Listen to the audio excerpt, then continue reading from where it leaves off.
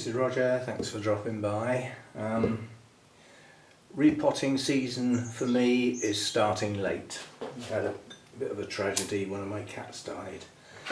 And I haven't been in the mood, simple as that. So I need to make a start. I've got maples coming out in leaf that need repotting. Well, I've got two choices. I either repot them late or I don't repot them this year, in which case they'll have to survive as they are.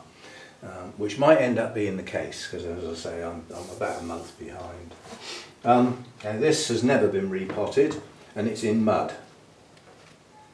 So if we've got any roots left that haven't totally gone, then we will have a go at dealing with it. Now this came pre-wired, that's not my wiring. And I haven't made my decision on what's going to be kept. Down here I will keep everything for the time being, but up here we've got a cluster here with 4 branches coming out and the leader setting off. Well, they can't all stay, something's got to give, or they'll end up being a huge knot there if I'm not careful. So I have to make a decision there. What do I do?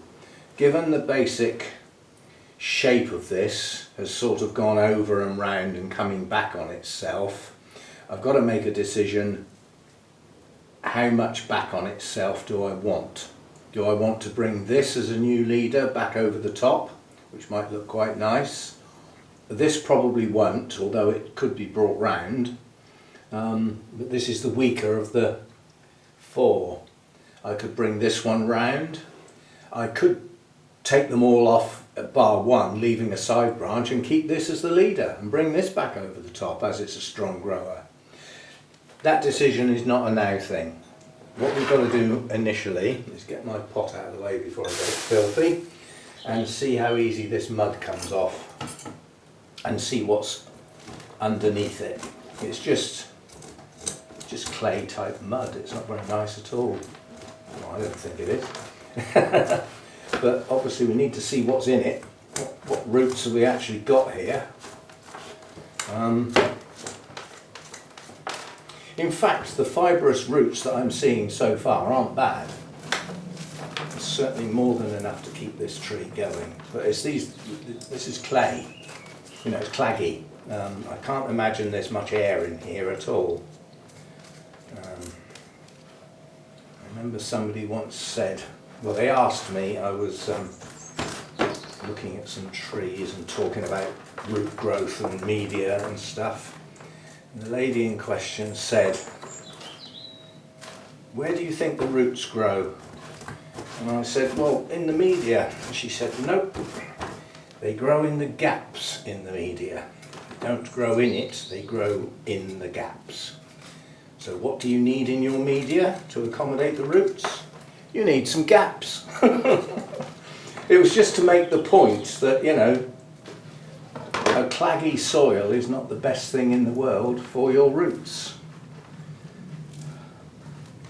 Now this great mass here could do with trimming. I'm just trying to work out what would be left. You can't leave it with too little. But, you know, I mean, it's going to go in some reasonable media now. And it will grow on this year. So it's got what's going to end up being an unsightly root sticking out sideways. Well, we either take it off, and I suspect most of the roots down here are attached to it, so if we take that off, we lose most of the root system, which are not good. Just untangling here to see what we have got.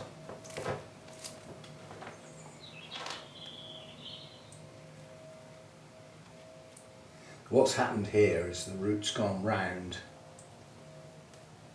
so it's never going to have a very good nabari, I don't think.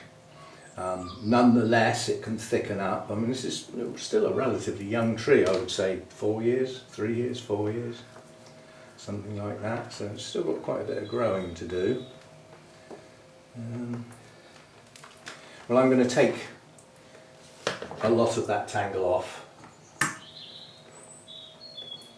And that will hopefully rejuvenate. I mean, it's the particular lady in question that said about growing in the gaps. She said that you need a lot of grit, and she said the effect that the grit has, you don't see it, but it is quite important, because every time a root comes up against a barrier, the chances are it will branch.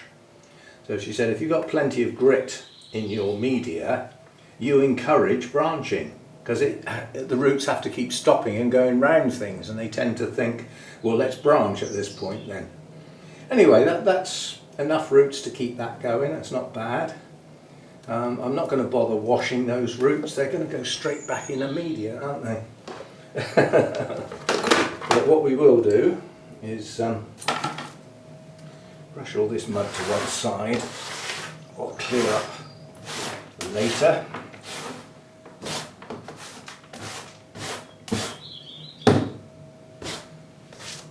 Just saying, anything in here with more than 2 legs is not going to make it. Right, dirty mitts, never mind. Right, the tedious bit, we want one of them. We want a couple of bits of this to go over the holes.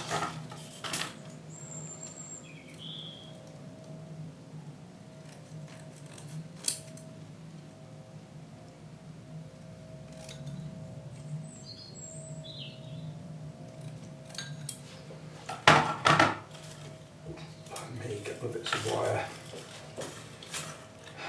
to hold that in place.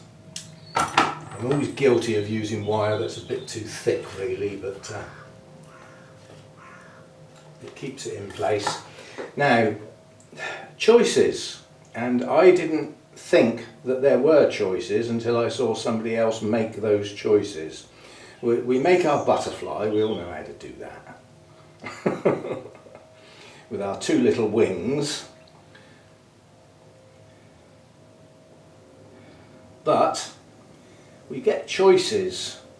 Now, I've always thought that the spikes go through and out the bottom, which means you've got the spikes down here.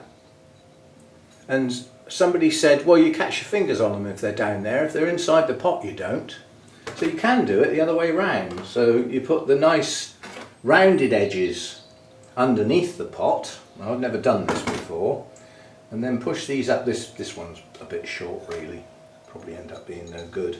It's quite a thick bottom pot. Yes. Right, so that was a bit of a waste. So however long that was, it wants to be quite a bit longer this time. Talk about out of practice. Not only out of practice, it's the first one of the season. So you've got to get back into the swing of things. And if the bits are too long, you can always trim them off. Right, so going back to the theory again of having the non-spiky bits on the outside of the pot, then you would start by pushing these up through the hole like that. So you don't have to do it this way, it's just a thought, and the thought never occurred to me before. And then put your bit of stuff on, and then put those bits on the inside of the pot, and now you've got no spiky bits on the bottom of the pot to catch your fingers on when you pick it up. It's an idea. You don't have to do it that way. You can do it the more traditional way that you'll see everybody else doing it the other way, basically. But I thought, as I'd actually seen somebody do it this way and the logic behind it, I thought, well, actually I'll give that a go. And if I don't like it or get fed up with it, then you can always go back to the other way. Oops.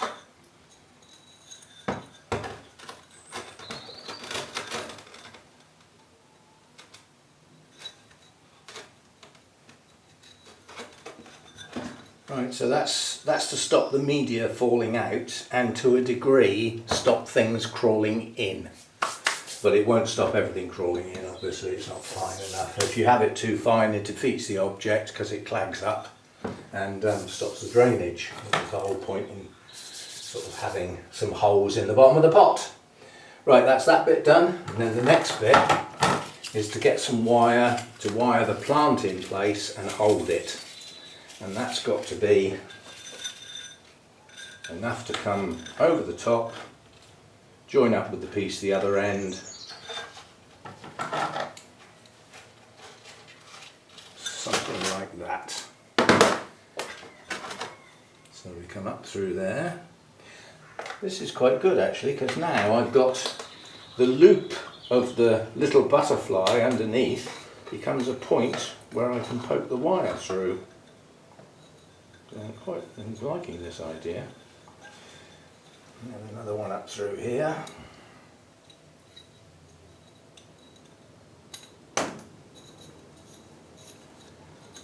Again, if you've got too much, you can always cut it off. If you haven't got enough and the two ends don't meet up, then you tend to use some words that we don't use on video.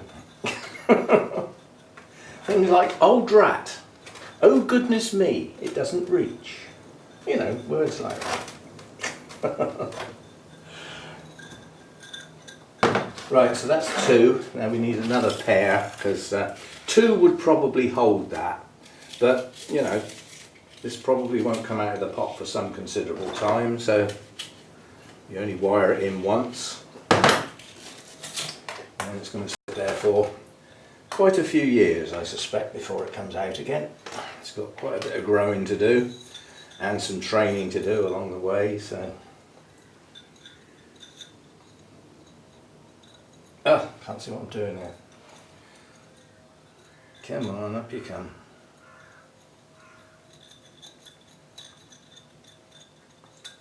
Thank you.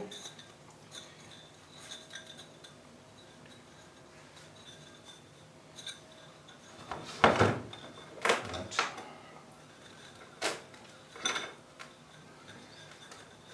Would be nice if all pots had 4 holes, wouldn't it? Really too much of a big deal to just have 2 wire holes. You've got the 2 big ones for your drainage and everything has to go through those. If you had 2 little holes here for wire, then at least one of the wires would just go through those little holes. Right, let's get cracking here. I have some grit on the bottom. This is actually, I can't remember whether this is, I think this is actually Akadama. But whatever it is, it shouldn't break down to any extent. So that's my drainage now. Now what we need is some actual media for it to go in. And this media was mixed up last year in the spring for the repotting that I did, and it was left over. So I don't see why I should waste it, although I will take a lot of this organic stuff out. That was the you know, part of your mix is often potting compost. Well, this stuff was quite fibrous and it clusters up. So although you do need some organic, or I do, that's the way my mind works, that we got 2 extremes of situations. You've got drought and heat in the summer. We seem to be getting that a bit more often lately. Yeah? Well, if you've got inorganic media, you're going to spend half your day with the hose on your pots. That's if you're there. If you're not there, you've got a serious problem.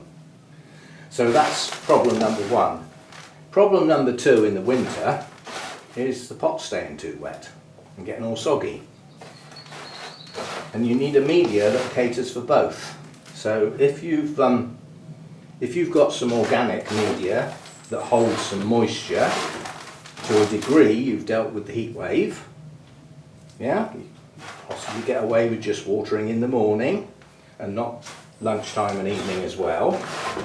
And then in the winter, because you're still heavy on the grit, and I'm going to add in some of my orchid bark, again as a bit more organic, and again help with drainage, hold some moisture but not too much.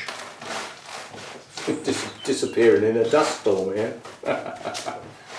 Right, so we'll get some of that over the bottom, make sure there's a good layer there, and then, you know, traditionally you'd have a mound in the middle. Now these roots are circling. If I leave them like that, I'm never going to get them to come away from the tree and form a nabari, but they're all over one side of the tree. There's nothing coming out this side at all. So trying to picture a good nabari being created from these roots, it's probably just not going to happen. So I think the first job is to get the strength back into the tree, yeah, and get a decent root system. So we'll do our little mound in the middle. Now I'm going to pop this at a different angle to where it was. I'm actually going to tilt it over like that. Something like that. Spread these roots out so that some media goes down between them. So it's now coming over at a bigger angle than it was before.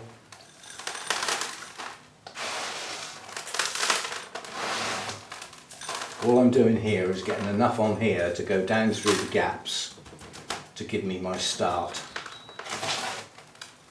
And then we can wire and then we can tidy up afterwards. Right.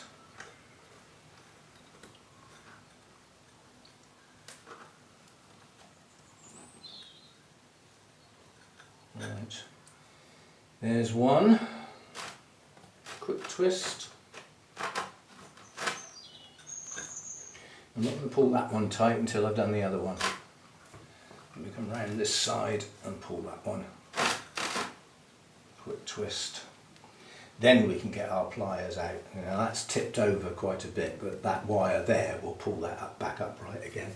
So get our pliers and have a twist.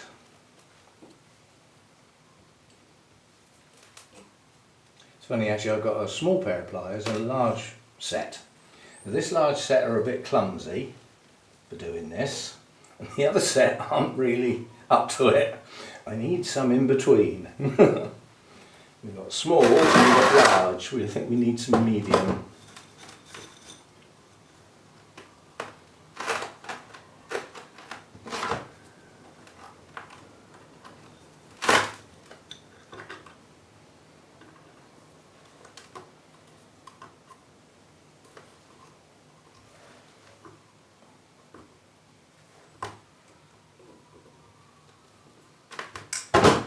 Be an awful lot easier with the tails cut off, wouldn't it?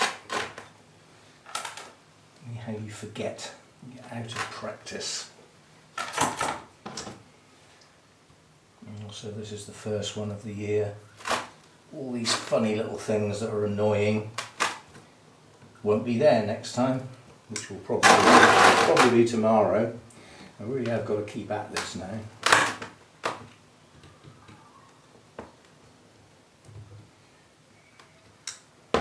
That's about right. Bury those two out of sight.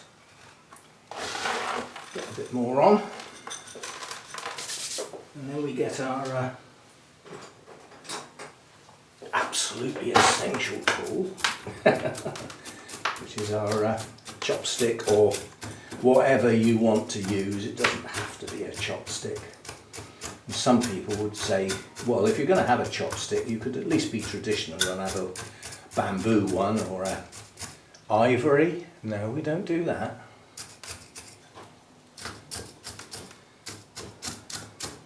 But you can get plastic ones that look like ivory with the, you know, with the symbols up the side and everything. It looks very Chinese, Japanese, whichever way you want to go. But I'm quite happy that my plastic one works.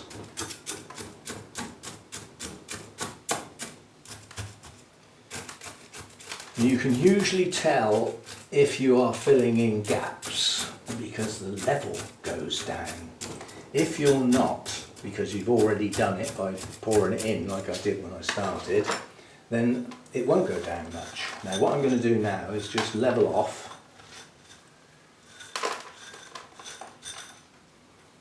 I've got a wayward root there that I don't think I can bury it any sense, so I'll cut it, which means one end of it will become a dead root. But I don't want it sticking out the top of the media. Same with that one. There we go. Now, unfortunately, by working in here, I now need to break off because I haven't finished, and the next thing that I need is not in here, it's down in the shed. I'll be back. I wanted some grit to top dress this because if this top surface gets dry, like in the sun or something, and you go to water it, a lot of it will run off, but a top dressing of grit will hold it all in place, and it helps inhibit the moss and the weeds and everything else. But what I wanted to do before I do that is to see if that will drop.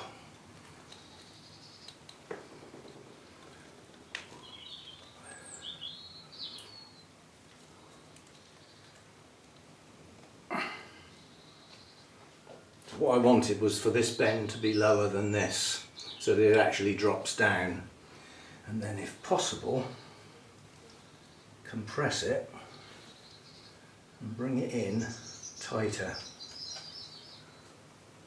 I'm going to have this branch coming up here and that one there, so you can see what I'm doing. And then we have to choose here. What do? Do we take off, have a side branch here, possibly keep two of these perhaps, one to come out here and one to be a back branch. You're looking at it from this side, and actually keep this and bring this back over the top like that. And I don't think that would be a bad idea. But the basic shape of the trunk, I wanted that twist to go down. So for a basic shape, I'm alright with that. As I said, we've got our first two branches there. Got another one out the back here, which could come out round to the side, possibly. Anyway, those are yet to be determined. Those are still incredibly flexible.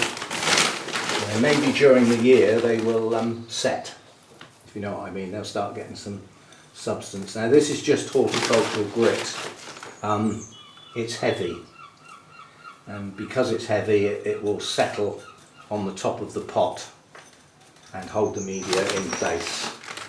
That's the reason I'm doing it, is to hold the media in and stop the watering can, or worse still the hose, because it'll have a bit of pressure on it, washing all the media out the top of the pot.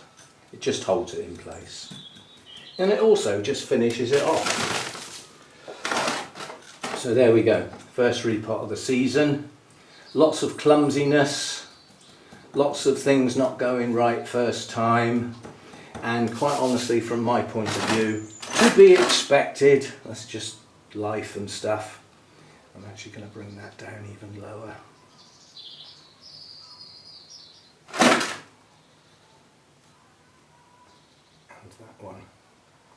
And then this one hasn't got enough wire to do exactly what I want with it, but there we go. So up to here, that's probably how it's going to stay. I'm not sure this branch is going to do anything. It looks too weak. So there may not be one to bring out this side. It's a bit weak. There again, so is this one. But the choice of what I'm keeping of these four and the main leader, at the moment I don't know. But at the moment I'm happy for this leader to push on and thicken up everything behind it. So that'll do for now. I shall update my notes to say when this was repotted, so that you don't forget. And yeah, I need to crack on. I'd like to think I can do one a day. So hang on, that bend needs to come out a bit. It's a bit too abrupt. That's better. Yeah. Yeah, I'd like to think I can do one a day, but it's probably not going to happen because other things will get in the way. You know, like 135 orchids to look after, and a channel that goes with them. So maybe not a lot. So I'm just arranging these so that they look nice for the season, even if they're not going to stay exactly where they're put. Just so that when I look at it, it looks like a nice tree.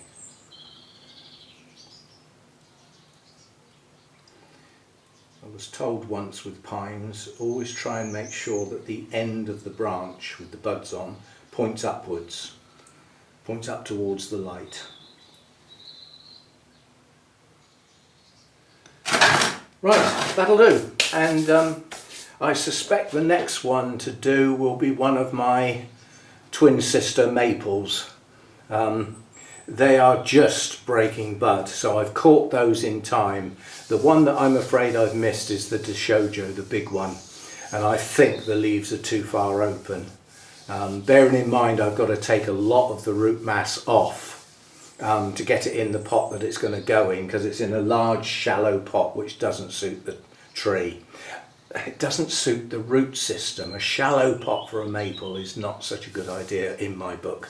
So I may have missed my chance for that one this year, but there are others. I mean, my trident maples, the leaves are actually open.